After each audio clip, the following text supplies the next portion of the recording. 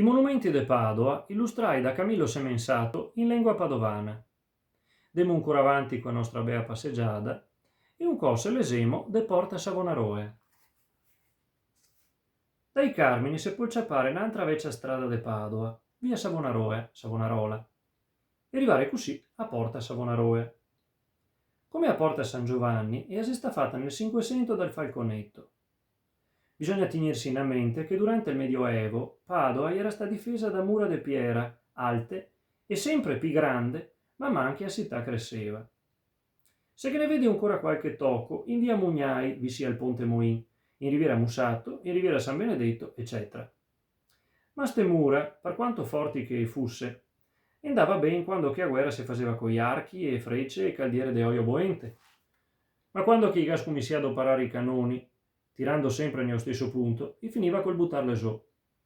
E ora iga pensate fare delle mura diverse, rinforzate terra per de drio, come che fusse degli arseri, che, quei cannoni di allora, se poteva rovinare, ma buttar su mai. Dopo la guerra dei Cambrai, iga fatto ste mura nuove tutto attorno Padova, con dei bastioni in i cantoni, dove metteva i cannoni per difendersi meglio.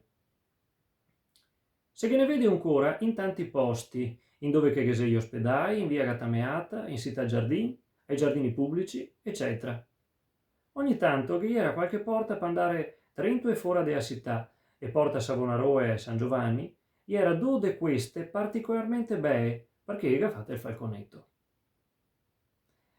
Naturalmente che era anche il fosso e il ponte levatoio. Col traffico moderno e gascumi si a intrigare, e ora iega messa da parte, e iga rotto le mura un fiapo in là, come che se può vedere. Porta San Giovanni a si incontra dando un cora più avanti drio a mura, quando si incrosa a strada che va al campo d'aviazione a Brusegana o sui coi Uganei.